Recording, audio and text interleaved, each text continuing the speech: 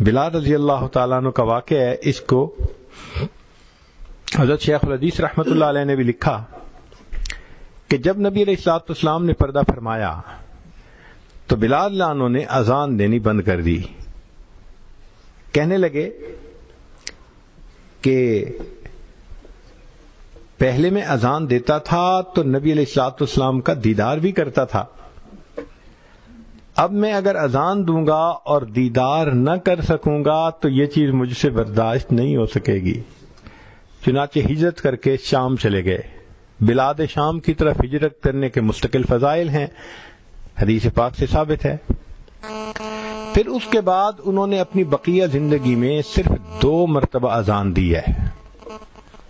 وہ کیسے کہ جب بیت المقدس فتح ہوا تو اس وقت بھی بلال لانو وہیں تھے، تو عمر لانو نے فرمایا بلال، نبی علیہ السلام کے زمانے میں تم ہمیں اللہ اکبر اذان کی آواز سناتے تھے، آج اللہ نے بیت المقدس کو فتح کروا دیا تو میرا جی چاہتا ہے قبلہ اول میں بھی میں تمہاری اذان سنوں. اب امیر المومنین کا حکم ایسا تھا کہ انکار کی گنجائش نہ تھی، تو بلال لانو نے اذان دی. پھر اس کے بعد دوسرا موقع حضرت شیخ الحدیث رحمۃ اللہ علیہ نے اس کو لکھا کہ بلال لانو رات کو سوئے ہوئے ہیں، نبی علیہ الصلوۃ والسلام کی دیدار نصیب ہوا تو نبی علیہ السلام نے فرمایا بلال کتنی سرد مہری ہے کہ اتنا عرصہ گزر گیا تم ہمارے پاس آتے ہی نہیں.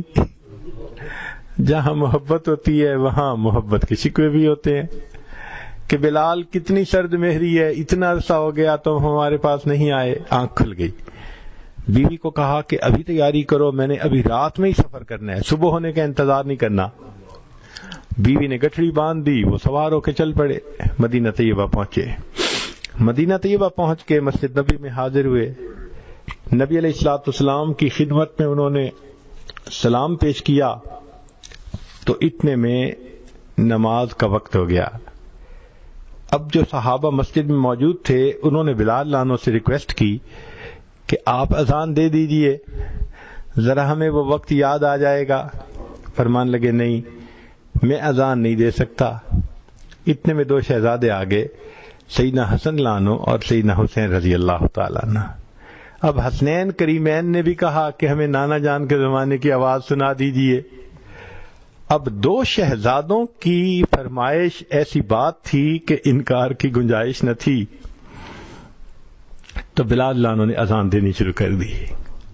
جب انہوں نے کہا نا اللہ اکبر اور صحابہ کے کانوں میں وہ آواز پڑی جو آواز وہ محبوب صلی اللہ علیہ وسلم کے زمانے میں سنا کرتے تھے، تو نبی علیہ السلام کی یاد نے جوش مارا. مرد مسجد میں رونے لگ گئے، آنکھوں میں آنسو ہیں. اور جو قریب کے گھروں میں عورتوں نے آواز سنی تو انہوں نے اپنی چادریں اپنے سروں پہ لیں، پردے کیے اور اپنے بچوں کو لے کے وہ بھی مسجد نبی کے دروازے پہ آ گئیں کہ یہ آواز کہاں سے آ رہی ہے. اب عجیب منظر ہے، مسجد کے اندر مرد رو رہے ہیں اس آواز کو سن کے جو محبوب کے زمانے میں سنا کرتے تھے، اور مسجد کے باہر عورتیں رو رہی ہیں. اذان تو ختم ہو گئی مگر معاملہ اور زیادہ نازک اس وقت بنا جب ایک 3-4 سال کا بچہ اپنی امی سے کہنے لگا امی اتنے عرصے کے بعد بلال لانو تو واپس آ گئے، بتاؤ نبی علیہ السلام کب واپس آئیں گے؟ بتاؤ کہ نبی علیہ السلام کب واپس آئیں گے؟ تو صحابہ لانو نبی علیہ السلام کو کثرت سے یاد کرتے تھے.